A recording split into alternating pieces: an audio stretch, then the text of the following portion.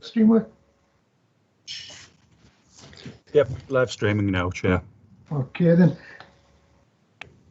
Welcome to this virtual meeting of North Tynesyde's Environmental Subcommittee, held by the Council following introduction of regulations by the government enabling local authorities to conduct their meetings remotely in the light of the current coronavirus restrictions or pandemic.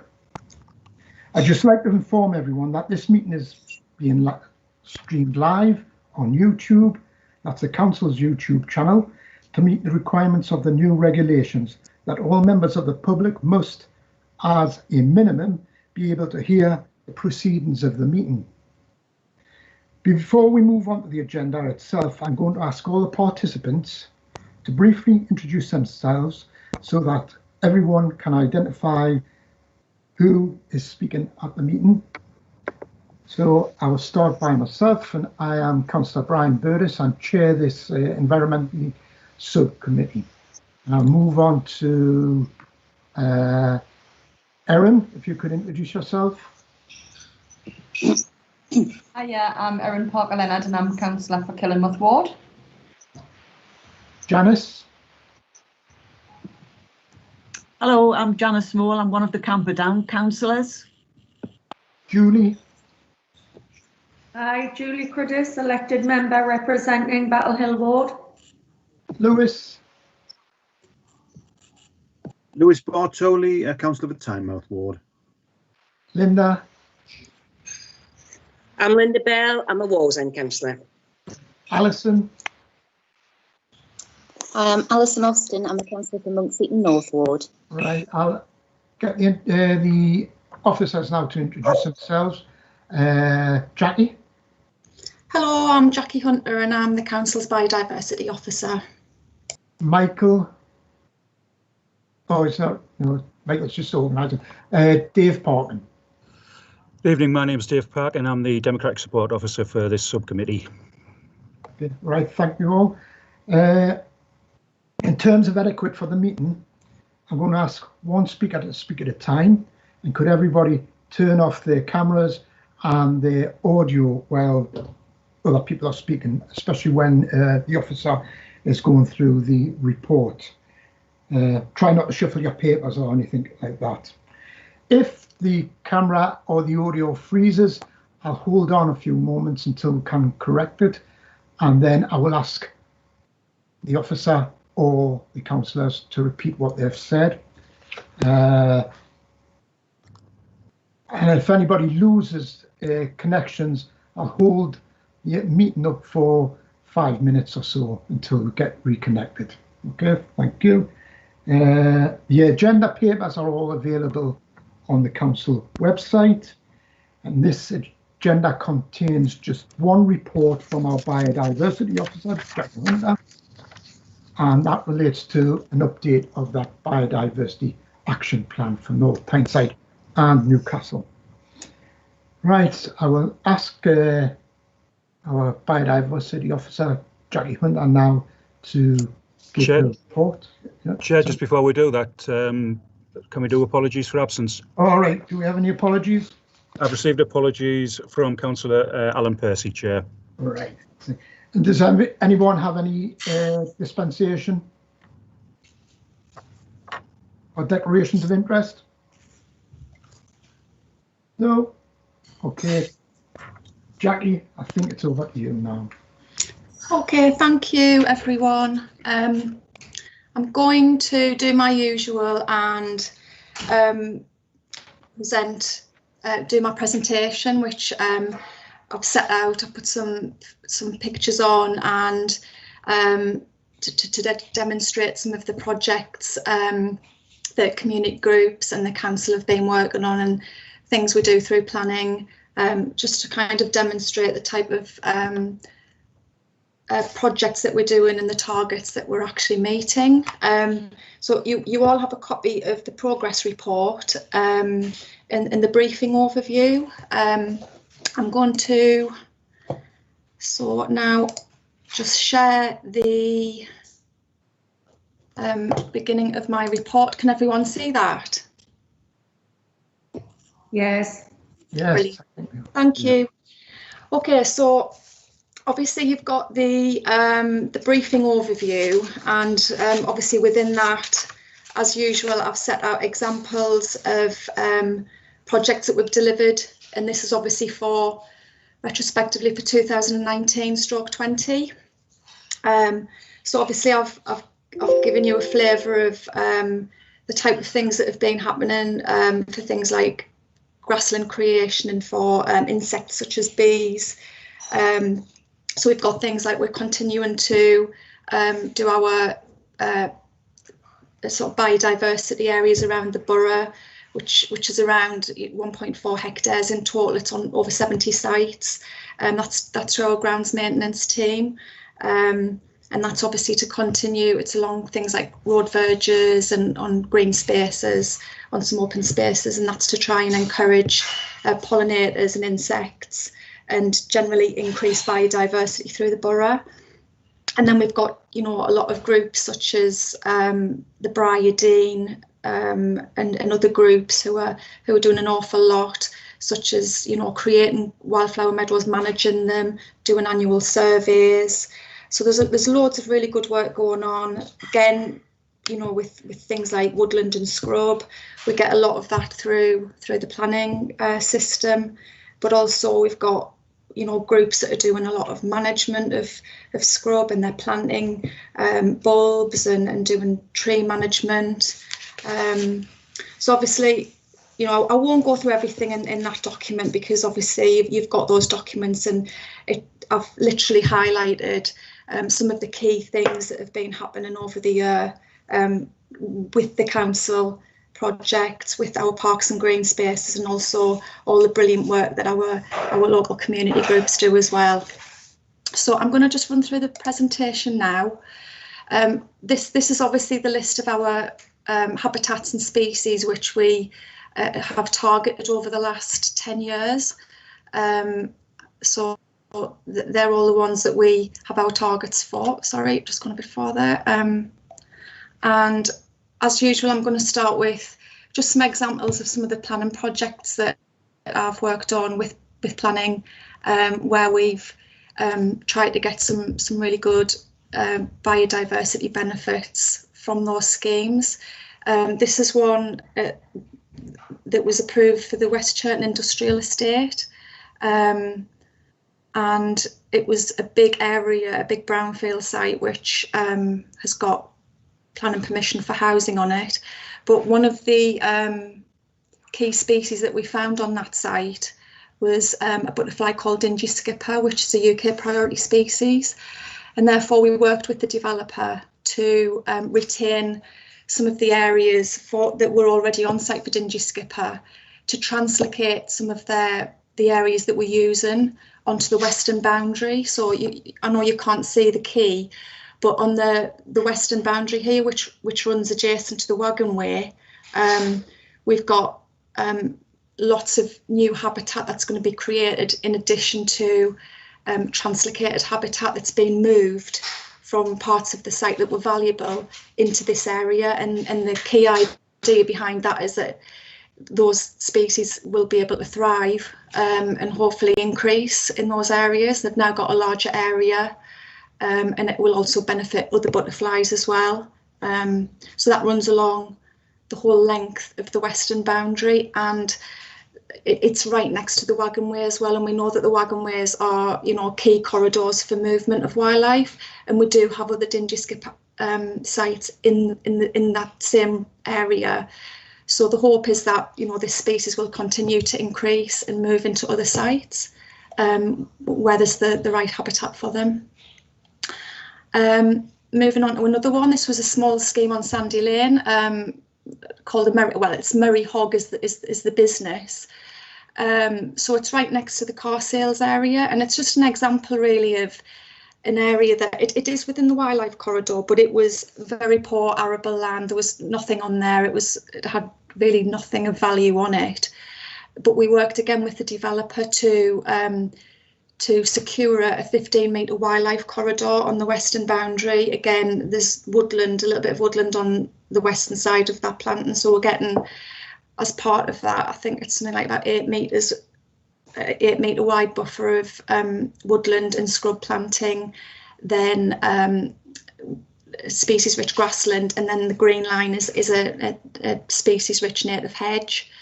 And that's quite key, because as that site is now connected northwards towards Wheatslade, and you have Gosforth Park to the south, it's retained a key corridor in that area, but it's also provided better quality habitats. The area is smaller, but the actual the habitats in there are much more valuable for wildlife. Again, another example of a planning project that we worked on, and again, it's a very, very small site. It's got a very small number of houses on, and it's up at Dudley, Eastview Terrace. There was some grassland on the site which had some value, but obviously we were going to lose that. But we secured some off-site, some compensation off-site for that. But I just wanted to give you a flavour of that, you know, how easy it can be if you work with developers just to secure some valuable habitat, even on small sites. So we have on this site a species-rich hedge running along the northern boundary, which again connects to it. There's a public right-of-way runs along that northern boundary, and obviously connects to other habitat that's along that boundary, you know, such as verges and trees. We also got some species-rich grassland just a little bit on the western boundary there, and some trees and a little bit of scrub as well. So even those little pockets within a site like this are extremely valuable, and also provide, you know, a nicer environment for the residents who live there as well. Again, I think at my presentation last year, I showed you these same images. I'm just showing you these again because the scheme's actually been completed, and I'm sure you're aware of this scheme. It was the Killingworth Flood Scheme that we worked in partnership with the Environment Agency and Northumbrian Water, and it was a really big scheme. And the as part of the mitigation for that and improving the actual water body, we've got some floating islands on there and some marginal habitat around the edges to improve the lake for wildlife, and actually, again, you know, make it visually more attractive as well. So these were the images that we were kind of told, this is what you're going to get, and we've really got a nice scheme now. The scheme's completed. We've had, I think they're called Biomatrix, the company who came in to do all the rafts and planted them up, and these are just some images of, you know, how that progressed. So, you know, it's been a really successful project, and when we get the opportunity, it'd be brilliant to do more of this type of thing, because I think it's really valuable. It creates, you know, islands and areas for the birds on the lake to nest, which there isn't a great deal of room around Killingworth Lake for, and so I think it's been a really good project. So moving on to some community projects. Again, I just want to give you some examples of, and obviously I haven't put all the community groups. We've got lots of really brilliant community groups, but I can't put everything on there. So again, I've just put a few examples. So obviously this is the Friends of Briardine, and again, they're just in this photograph doing that brilliant wildflower management, which they do every year, and you know, it's made a real difference. I think we've seen a real increase in meadows on the site, and also I think that's correlated to an increase in things like bees and other invertebrates on the site as well. So they continue to improve that every year by sowing more wild seed and creating more areas. And these are some photographs that Steve sent me, presumably of photographs that were taken on the site. And again, it's just some pictures. They did bulb planting. I mean, they do so much stuff. They do community work as well. They do community events. They work with the Duke of Edinburgh. They've entered the Royal Horticultural Society. It's Your Neighbourhood. That's an inspection with the judges. awarded their green flag.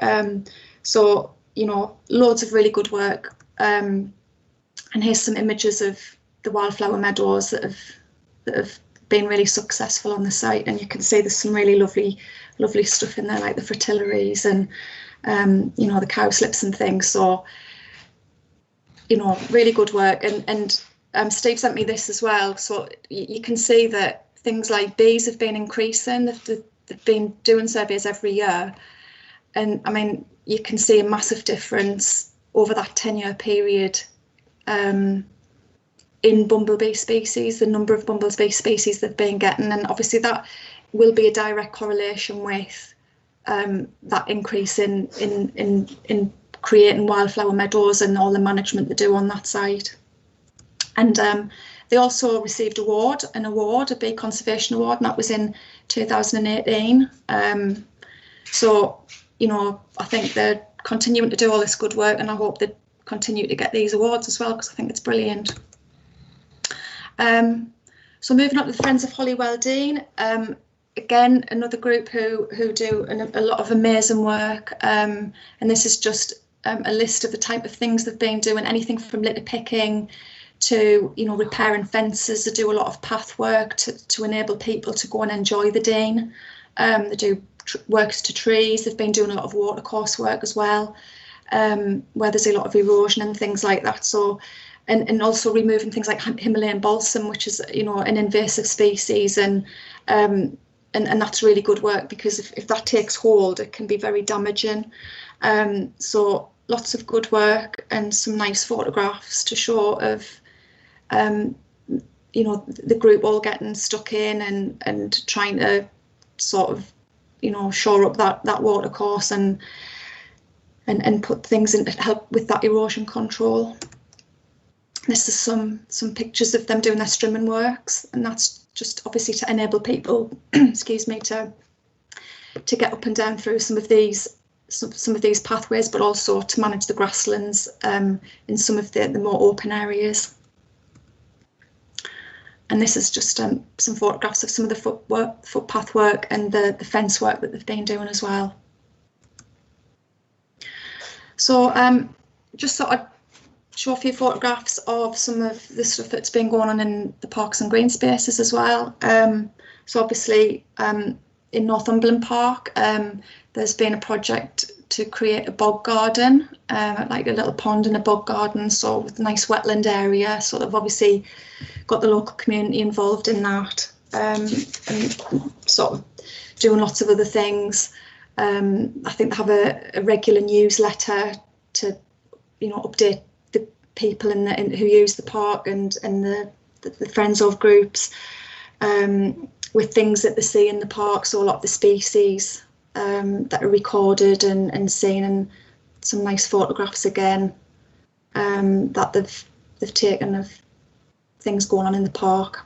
And obviously they have regular events as well, like a lot of the other parks do, like the Rising Sun and things like that, you know, where they're doing walks, nature walks, they're working with schools, they're making bird and bat boxes and things like that. So again, you know, lots of good stuff going on. And then moving on to the Rising Sun, again, you know, a list of all the, I mean, there's so much going on there, because obviously they have the education centre, so they have a lot of volunteers and who have been working within the centre grounds to improve the pond and the wildlife garden in there, making bird boxes, lots of other activities. As you can see, they've had over that period over 400 environmental education visits with a lot of participants. And examples are things like bat and bird events, box building events, and you know, things like environmental art as well, which is really good.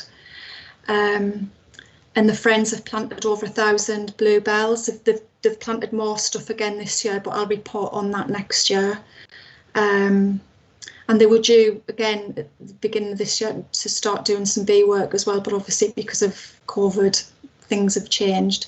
And there's also a project going on in the park, as well as actually Hollywell Dean, where we are working with North East Red Squirrel Group, and that is to raise awareness about, you know, the impact grey squirrels can have and our red squirrel populations in the northeast, and trying to monitor sites which we think are important, like the Rising Sun and Hollywell Dean, because of their location and their size, and you know, trying to improve those areas and control species like the grey squirrel.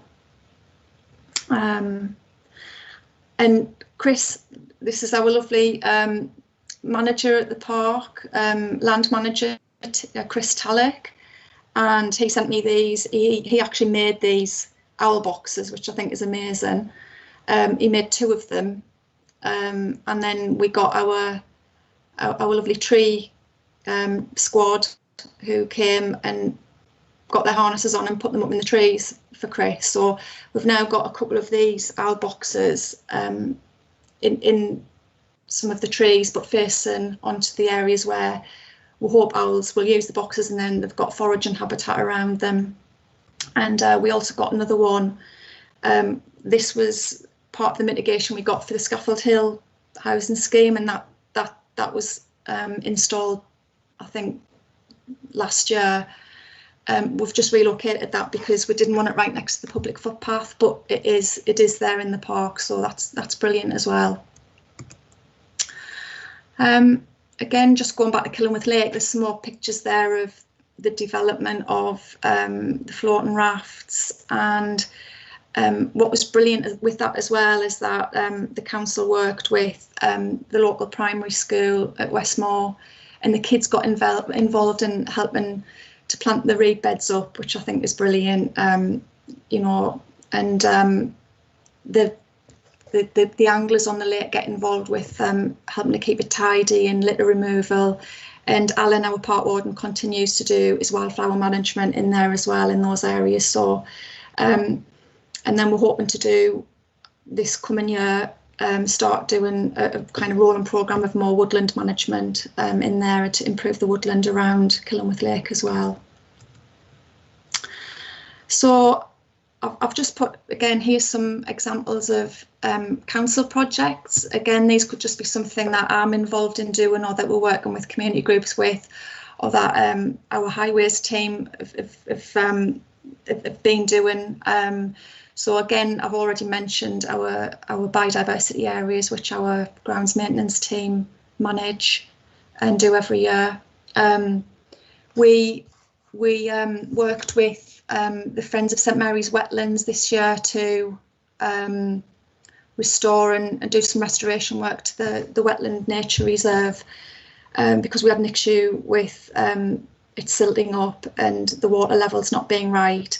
So the council funded the work, and now it's really improved the site. We've managed to create more areas of deep water, and the water levels are now being controlled, and there's better areas now for the waders and the wetland birds that actually come in and use the reserve as a high tide roost when the tide's in, but also just throughout the year really, because it's a very important site.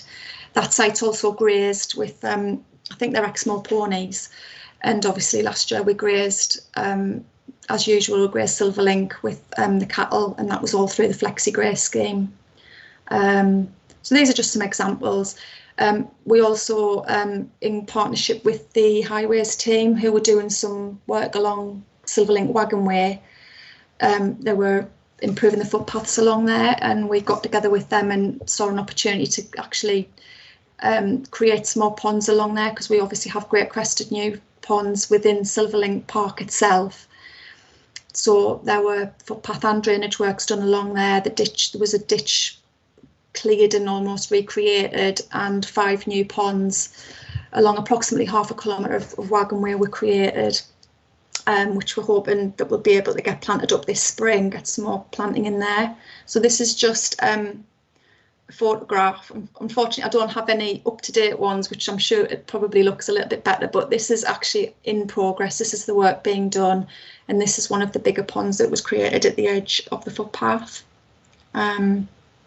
This is the footpath works being done, but this is all along the Wagon Way, and again that connects to Silverlink Biodiversity Park, and the idea being that we're creating a network of smaller ponds that connect up with Silverlink and hopefully provide more habitat for amphibians generally. This was just some photographs of the conservation grazing project that is undertaken at St Mary's Nature Reserve each year, which is done through the FlexiGraze scheme, but managed by the Friends of St Mary's Wetlands, who do lots of brilliant work on the site. So they graze the grassland areas around the wetland. And this is a photograph of that wetland restoration works being undertaken earlier last year, in 2020. And obviously the timing of that was really important so that we didn't impact bird life as part of that. So we had to minimise and try and get in at the right time of year to do it, at the right time to do it. But they did a good job, and we've got a few residual things to work on with the outlet, but that's been sorted out now. But the actual habitat itself has been definitely improved on that site. And then I just thought I'd finish with this photograph. I think maybe last year or the year before, I'd mentioned the Merton Flood Alleviation Scheme as one of the planning applications that I was involved with, but it was a project that it was undertaken by the council, and it was to do the flood alleviation, some flood alleviation around the Merton area, and it was just to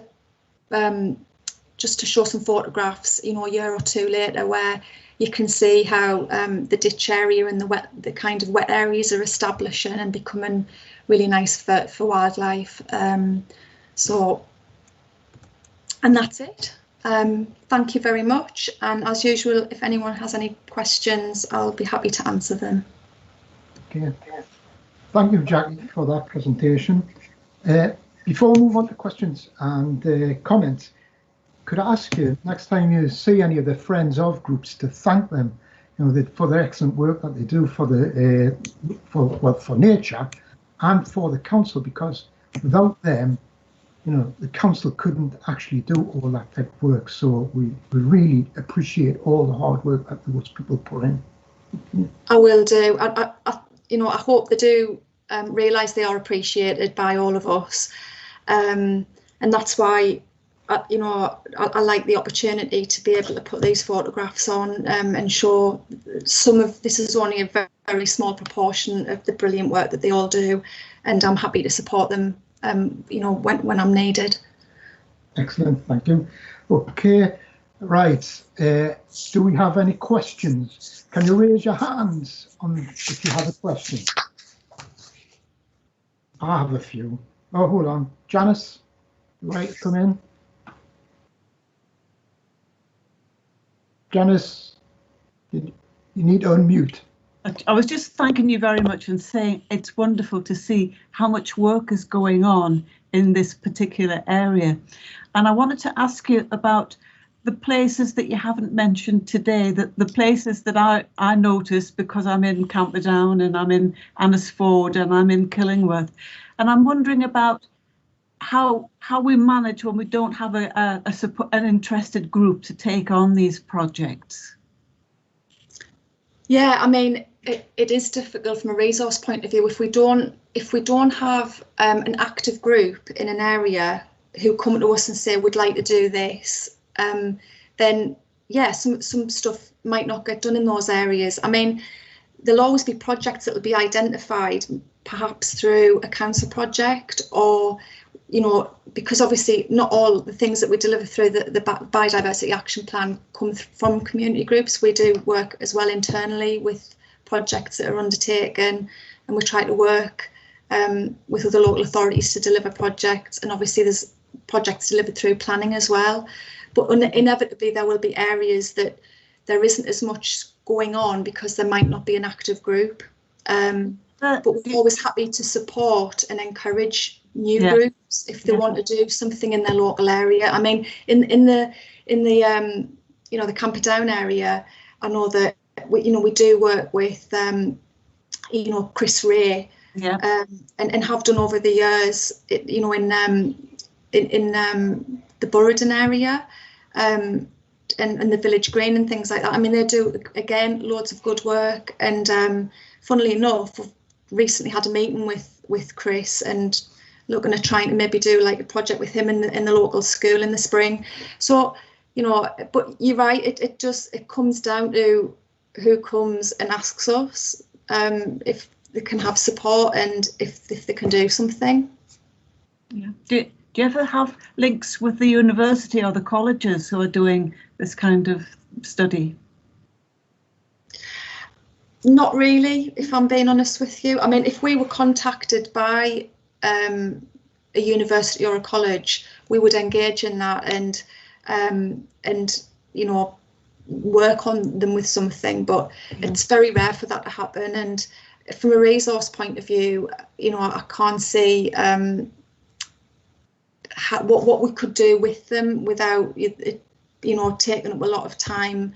Yeah. Unless it was with a community group or something. I mean, most of my time is spent on the planning side of things, and then I obviously get involved as much as I can do in the BAP work as well. But obviously we have done stuff in the past with the university. We did stuff a few years ago, and it's in the BAP, but from a few years ago, and that was to do with pollinators and bees, and we did that with Newcastle City Council.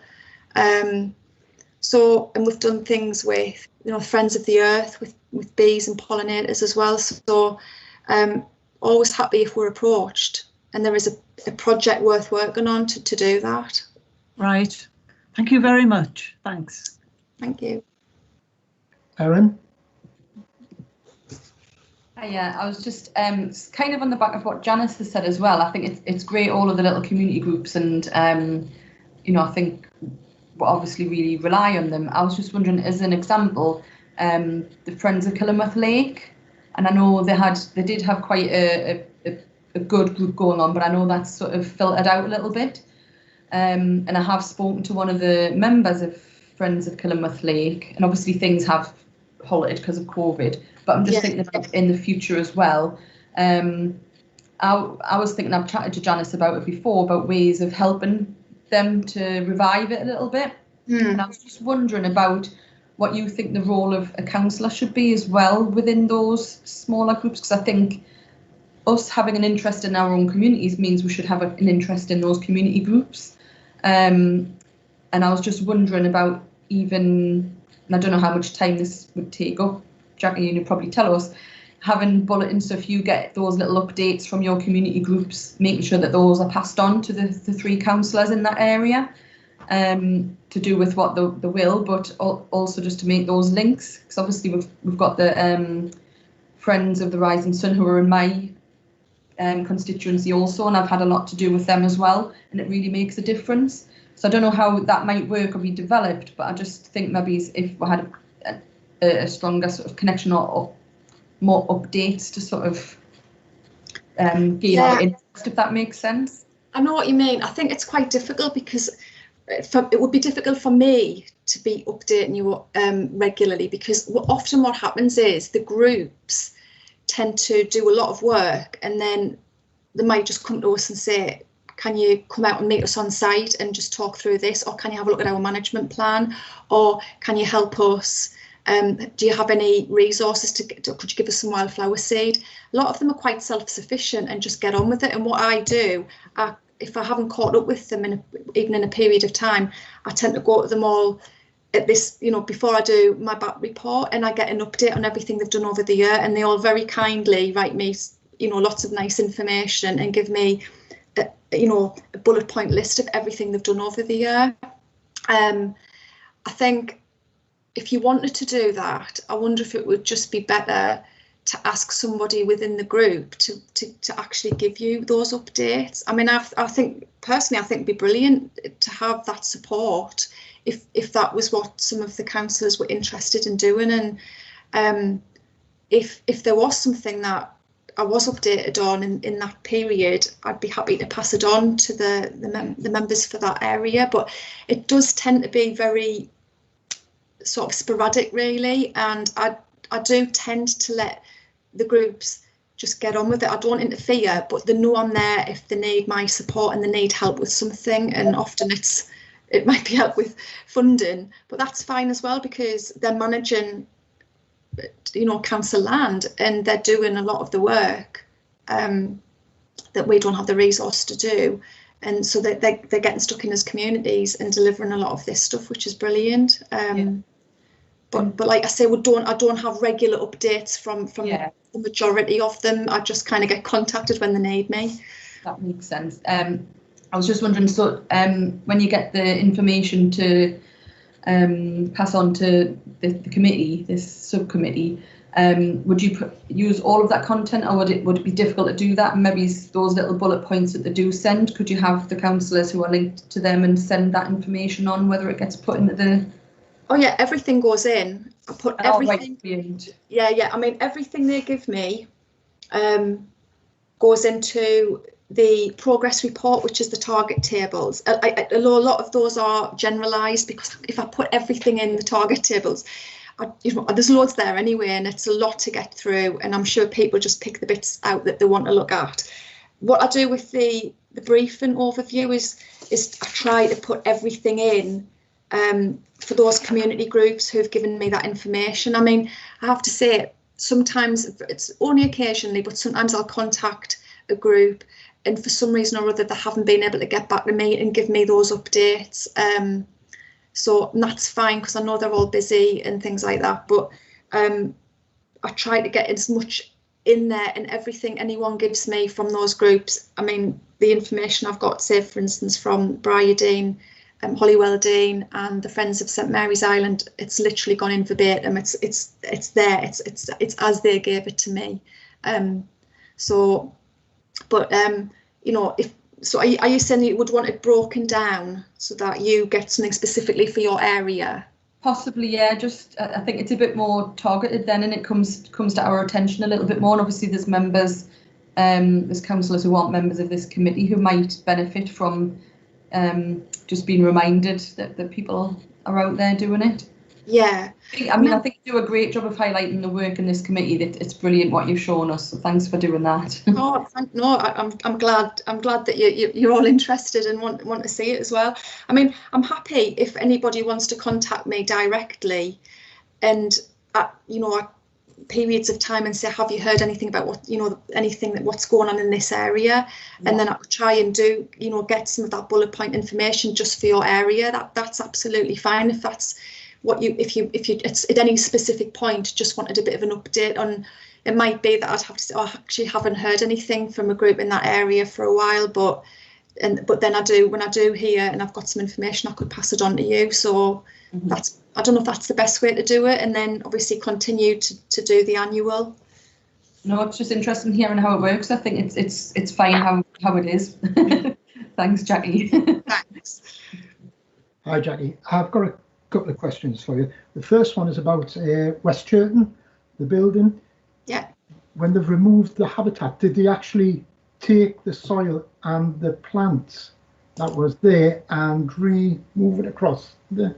Yeah, so part of the translocation, they did this on the Howden site as well, the Metro. Yes, by the Metro site, which in my opinion, they did a brilliant job on that site with not just the translocation, but with the creation of what they did on that site. I went down very early on that site to see how they'd created it with all the kind of the gravel and the mounds and things.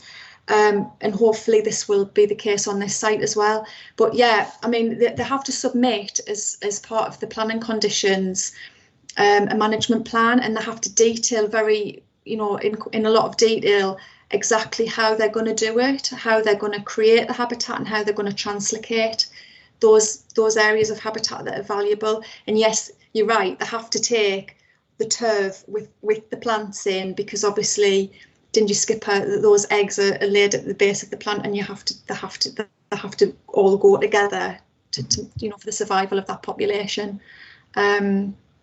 So yeah, that you're right, that's what happens. There was only a few little areas within that site, but that's part of the management plan, is that they would be moved because they were valuable. They retained what they could. translocated it, and then the rest was developed as kind of new habitat. Excellent, excellent. Another question. This is about kittiwakes. There seems to be a bit of a problem at the moment with netting along the quay and elsewhere, probably up to Newcastle as well, I think.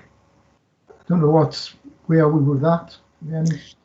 Yeah, I mean, obviously we've had the members' inquiry in, and I think comms are going to be doing a response to that. But you know, and Newcastle City Council have had exactly the same issues with the bridge in Newcastle, and I did speak to them as well. But you know, the bottom line is that the council doesn't have any powers to intervene.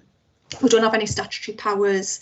We can't tell anyone or you know, intervene and say, would you remove netting? We can't tell anyone not to put netting on their buildings, but you know, we can advise them that, you know, there are birds on there, and you know, to obviously think about what they've done, and think about the netting on the building and keeping it in good order, and making sure it doesn't become dangerous for the birds. I think one of the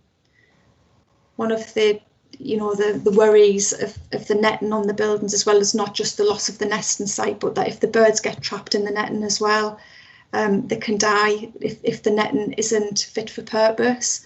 So like I say, as a local authority, we can't intervene with that because we don't have any power to.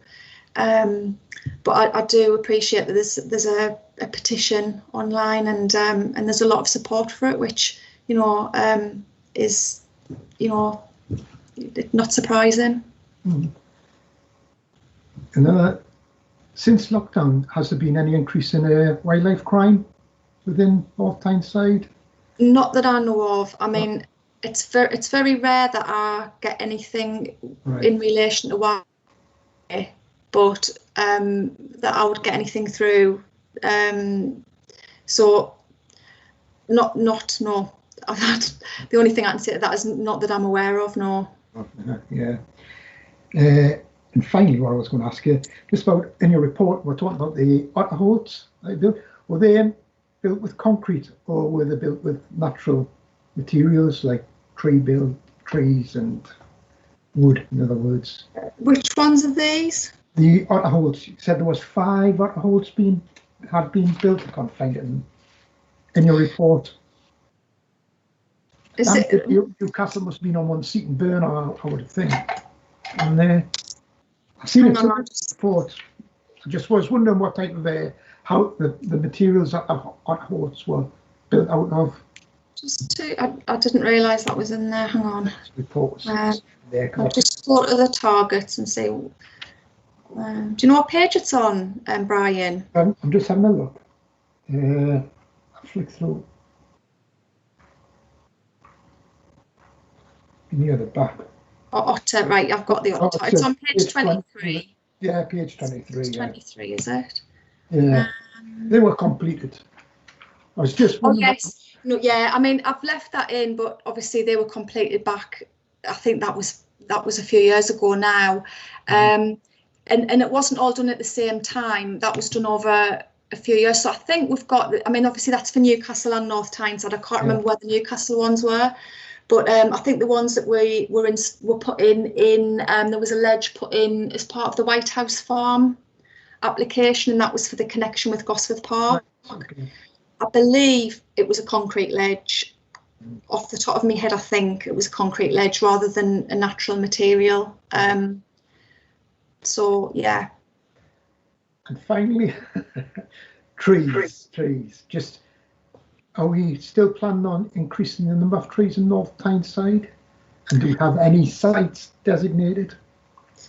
Well, there's 2 sides of that. Well, obviously, with planning applications, where we get any opportunities, particularly on the larger schemes, we always ask for woodland planting and scrub planting. So there will always continue to be an increase across the borough through planning applications and development of woodland, because it's a key target that we always want. It's a key target in the plan, and it's extremely important, particularly in a climate emergency, to have to get trees planted. In addition to that, I think I did put it in the plan somewhere, that we are currently, or have been at the back end of last year, working with the local authorities, all of the local authorities, on a bid.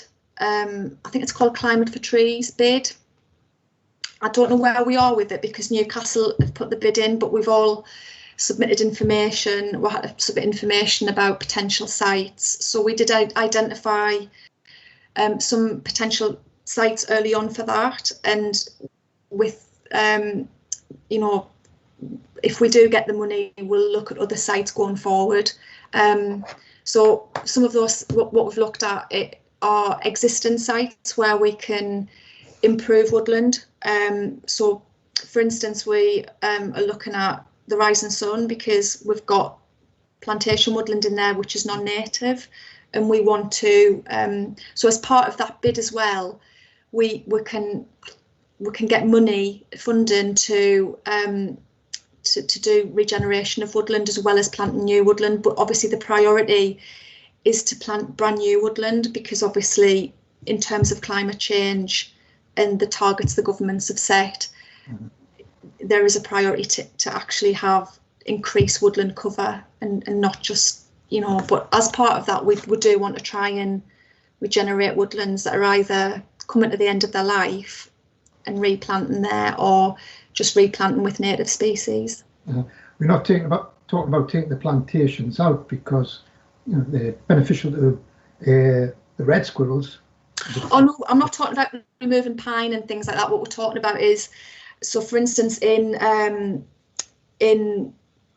the woodlands in the Rising Sun, we've got some areas that where the trees just haven't grown properly, and they're either dying or they're tiny. They've been in there for like 50 years and they've got a tiny stem, and they're not providing any benefit. So the idea is to selectively thin out, take a few trees out within the inside of the woodland, because what we don't want to do is create an issue where, you know, woodlands are really important for, you know, we don't want to make an issue where the wind gets in and we get damage to the woodland, within the woodland areas from things like that. So it's just selectively thinning and replanting with native species that and have given them the room to grow, basically. But you know, the priority is to look for sites, hopefully in the future, where we can plant brand new woodland as well.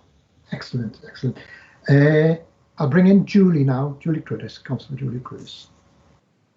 Oh, thank you, Brian. First of all, thanks very much, Jackie, for a brilliant report, and do pass on our thanks and congratulations to all of the community groups who continue to make North Tyneside a fabulous place.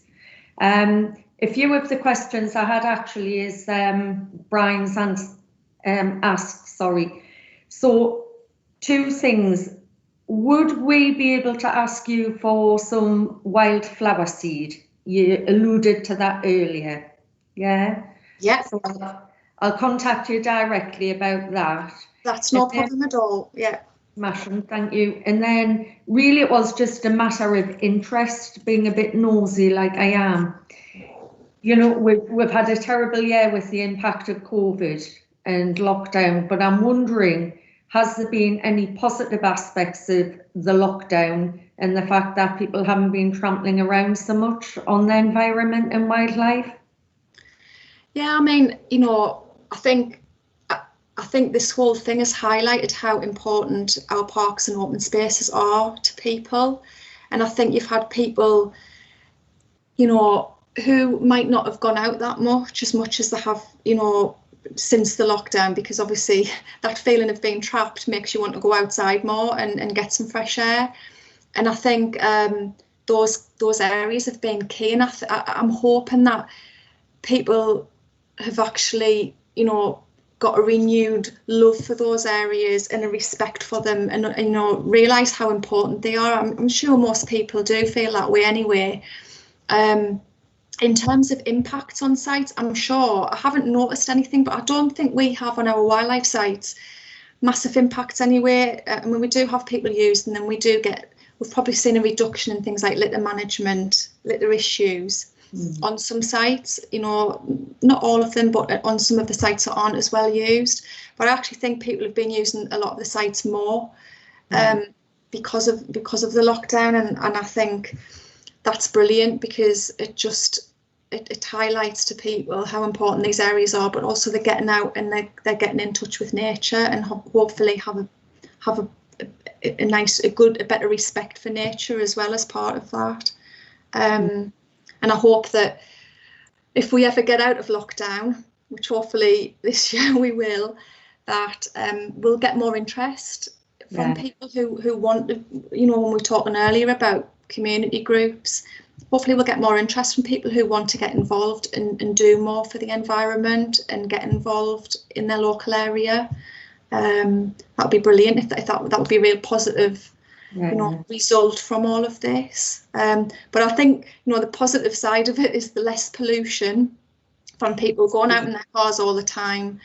And, you know, I've heard loads of things, you know, people talking on the news saying that I've heard the birds singing in my area because there's not loads of traffic noise and things like that. So I think there's been lots of benefits, although, you know, in the context of things, it's not brilliant, but you have to take those positives out of this whole scenario, I think. Absolutely. I know, speaking with residents of Battle Hill, which obviously, you know, backs onto the Rising Sun Country Park, it was surprising, but many families were saying actually we took it so much for granted, and then during lockdown we've really come to appreciate that open green space and being able to get out. So I think it has absolutely highlighted that. And with a work hat on, as a director of a social enterprise, we certainly have seen an increase in people getting involved in our community garden. People who've never ever gardened, they've had no interest. Previously, if you had said you want to come and get involved in things, you know, we ran summer schools during lockdown, obviously COVID secure, but we found that young mums were coming with, you know, children, and they've retained that interest, which is fabulous. It's really kind of enlightened people's awareness, I think. So I think it's been, like you say, terrible dark days, and, you know, hopefully we're coming through it. But certainly I think it's provided new opportunities and, as I say, new awareness, which is brilliant. Yeah, I mean, that's great. And that's the type of thing, you know, that I hope that does continue, because it has been an awful time, and there hasn't been many positive things to come out of this whole experience. But if what comes out of it is more people being interested in the environment, or just, you know, going out for a walk or doing gardening, which is brilliant, you know, all of these things where, again, for people's mental health, it's meeting people and socialising and getting out, getting some fresh air, doing some exercise, and, you know, just connecting with nature. I think that's been the big positive thing to come out of this whole horrible, you know, this whole horrible thing. But yeah. And the whole education, I think, about where food comes from. You know, so many, certainly of our service users will tend to just go to a supermarket and think, you know, that's what we do. But actually educating families, looking at kind of the seed to the plate, the process, and on practical, you know, doing things, learning by doing with families has been incredible and really, truly incredibly successful. So, as you say, long may it continue, and thank you for all the work that you do, Jackie. You're very welcome. Thank you. Thank you. I can't see any other hands up for questions or comments. So before I close, can I thank Jackie for an excellent report once again, and I hope to see you again next year with another report. And I'd like to thank all the councillors and officers and all those members of the public that are also watching on YouTube. Thank you very much. I'll now close the meeting.